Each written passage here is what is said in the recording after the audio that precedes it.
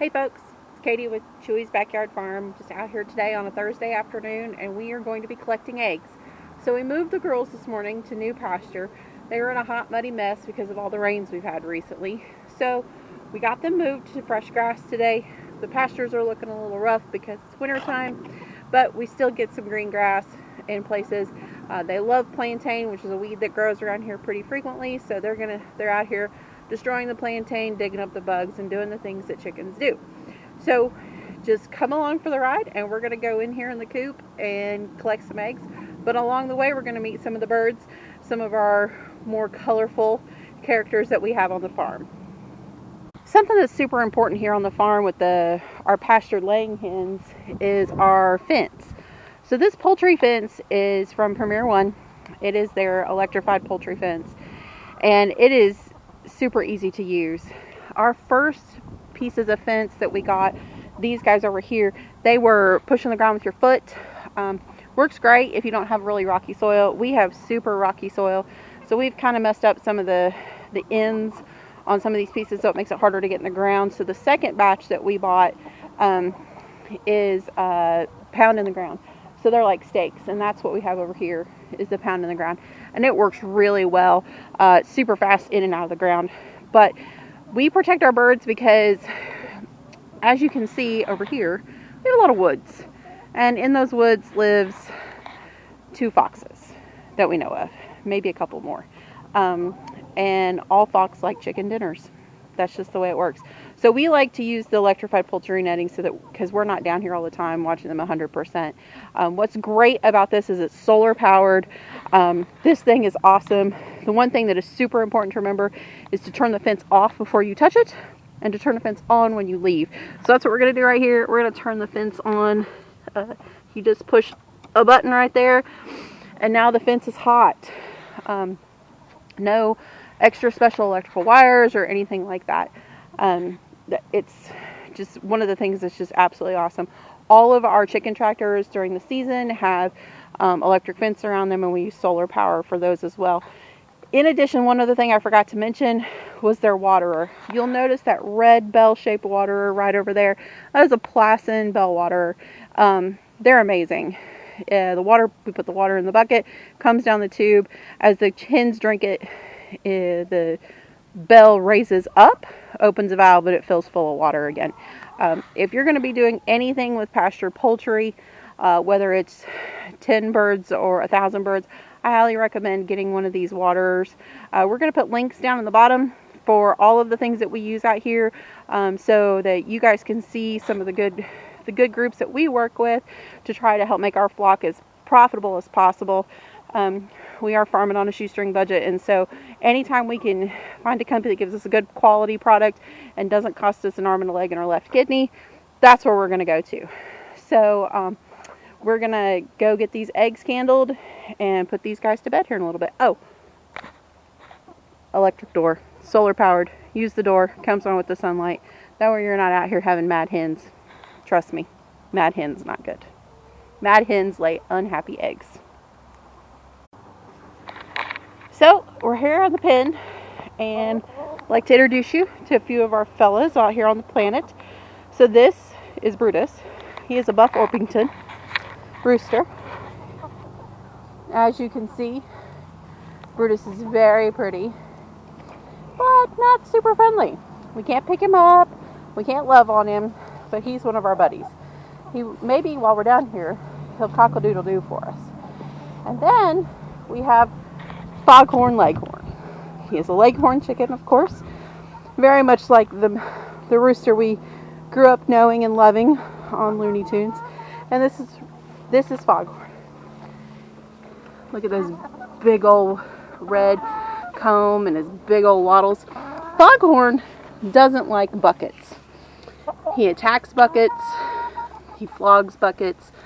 Foghorn is not a fan of buckets, but he's one of our chickens, and we love him because he cock-a-doodle-doos. Yep, we got him to do it. That's awesome. We have one more rooster. His name is Bob. It was actually Silent Bob for a while. Let's see if we can find Bob. Bob is Now we can't get Brutus to shut up. Bob is a Rhode Island Red. Probably the prettiest of all the roosters. Ah, there's Bob.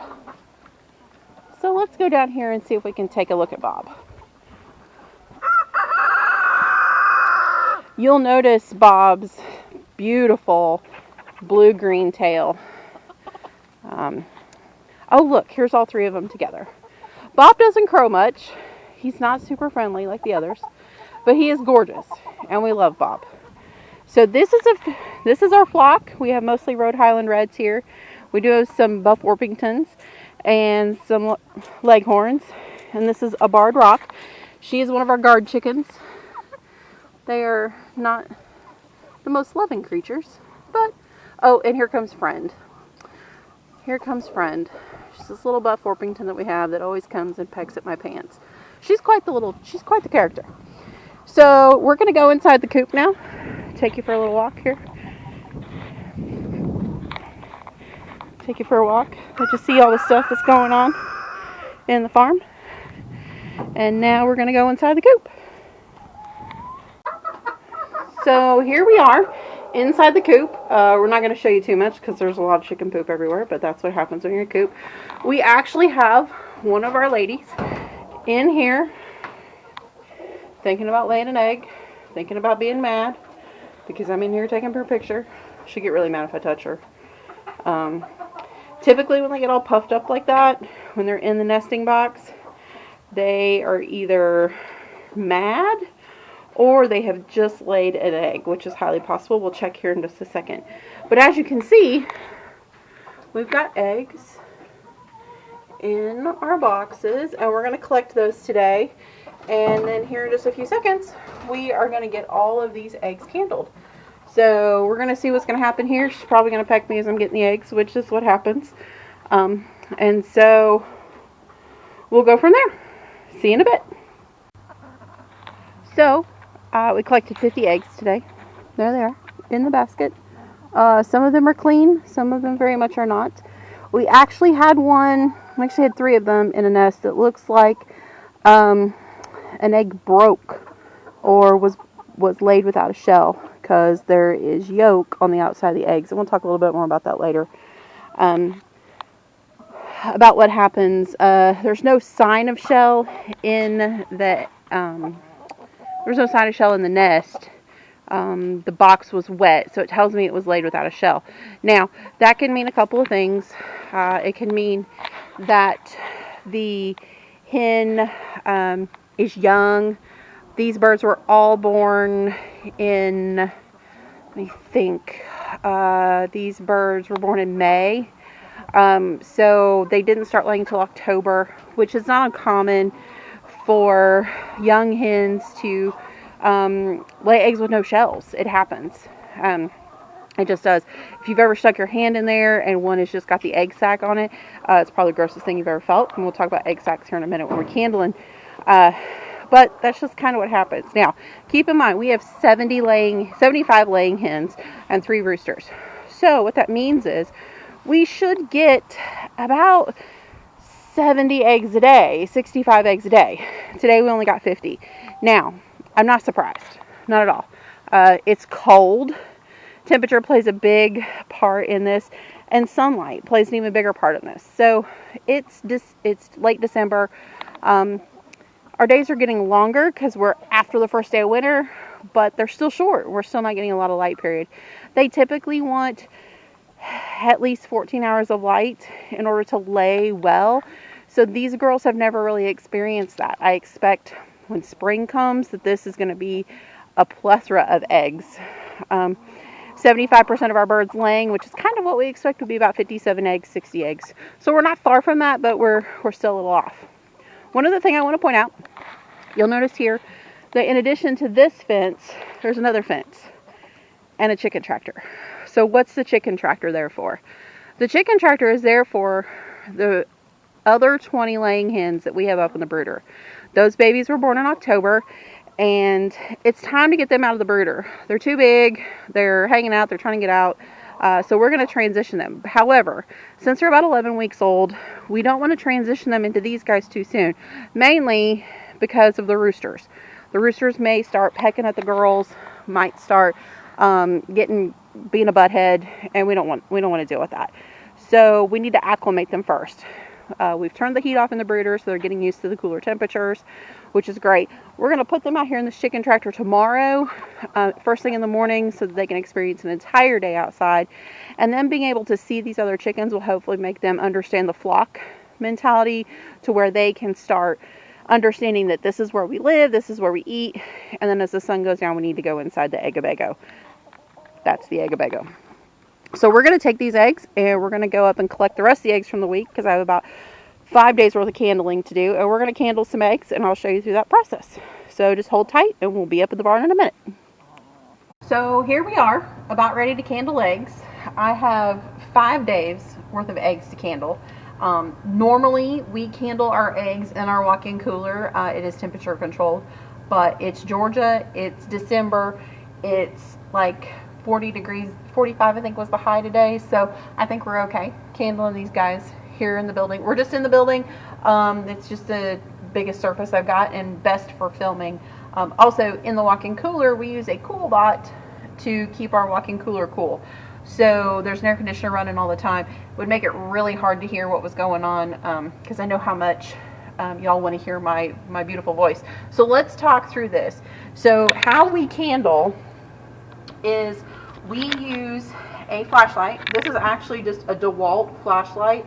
I love it because it stands up and it turns, and it makes my life a lot easier, because I'm going to have to take probably close to 200 eggs and shine them over top of this flashlight. Now here's why we do this. We candle eggs because we have a rooster, and roosters and hens make baby chicks. Now what we do is we simply take one of these eggs and we hold it over top of the light. If there was a spot in the yolk indicating the development of a baby chick, we would be able to see it through this light. It would show up as a real dark dot. Now, the other things that we look for when we candle eggs is the air sac. So I'm going to bring the camera in a little bit closer so you can see this. So the air sac on this egg is right here by my thumb. Can you see it? The air sac indicates the grade. Now, if you've ever busted an egg open, and there was that like membrane kind of thing, that is the air sac. The air sac protects the yolk and protects the white from all the outside elements. So anything that's on the outside of this egg can't get into the yolk and into the white. However, there are tiny little pores in each eggshell. That's what all these little kind of like light colored dots are. Well, if we submerge this egg in water, what will happen is anything on the outside will get pushed into the inside and could potentially taint the egg, and we don't want to do that. So we only spot clean our eggs. That means if they're poopy, we're cleaning them. So we're looking for babies, we're checking the size of the air sac, but we're also checking for cracks. Now, it is not uncommon to drop an egg or to bump an egg when you're collecting eggs. So I'm going to show you what an egg that has cracked looks like when we candle it. And so this egg clearly has a crack in it that we can see visually, but when you put it over top of the light, all of the little hairline cracks that go along with it are in there. Nobody wants to get an egg that's cracked. I've saved this egg just for this demonstration, and it's actually a much older egg. You can see how large that air sac is. It's probably bigger than a nickel, not as big as a quarter, so this egg is very old. But purposely, we've been saving it just for this event. So I'm going to set you guys down over here, and I am going to candle eggs. Now you will notice periodically I'm going to stop and rub on an egg for a minute or two. That's probably because it's got poop on it. And so this first egg is a good example. It has poop on it, and so we need to get that cleaned off. We just use paper towels and a little bit of water to clean the eggs. We just dampen the paper towel, not a ton of water, and we scrub to get it clean, because we don't want to sell an egg that has chicken poop on it. Kind of rolled around in my hand, make sure there's no another spot on it. It is important that after you clean them, you dry them off. They will teach you that in the candling class. And then we pop it up here. We can see that this egg is looking pretty good grade. All of our eggs are double A quality because we candle them as soon as possible. So yeah, so this is egg candling at its best. So I'm going to get started. We're going to probably do as many of them as we can before our battery runs out. So just hang out and watch.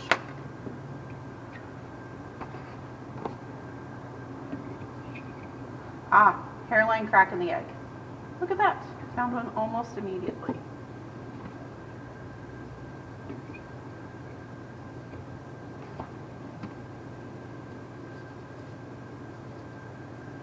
Speckled eggs. Look at that. Isn't that cool? Another hairline crack. So eggs that have hairline cracks in them, we oftentimes will use them for personal use, mainly ourselves, or we will feed them to the dogs. Chewy very much likes him some eggs, especially for breakfast in the morning. Now this is a Leghorn's egg. They like white eggs, and so under the light they look very different, very yellow glowing. Very different than our brown eggs when we put them over the light. We do separate our brown and our white eggs mainly because a lot of customers prefer it. They would much rather have brown eggs because brown eggs are synonymous with farm fresh eggs, but white eggs also are farm fresh. So we're just gonna candle away.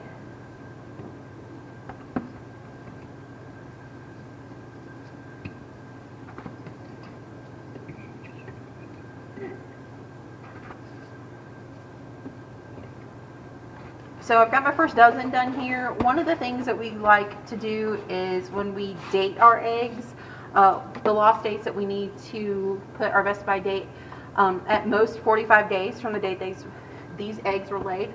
These eggs were laid on,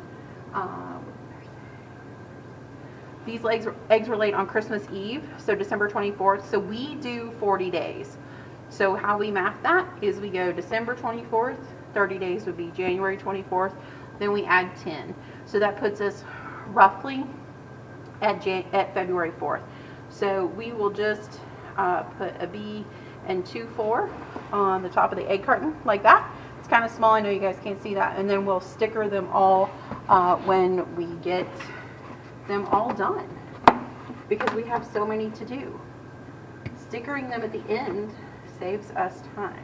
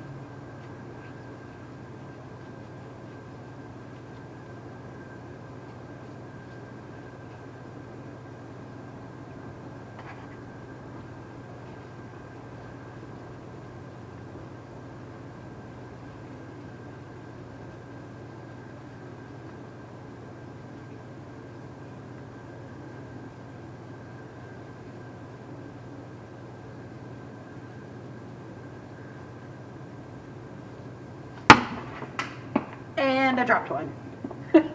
So that's what happens when you candle eggs sometimes. You drop an egg. Well, guys, I hope you've enjoyed this first basket of eggs. I am not going to let you guys endure the remaining 4 baskets that I have yet to clean, but I hope you like this video.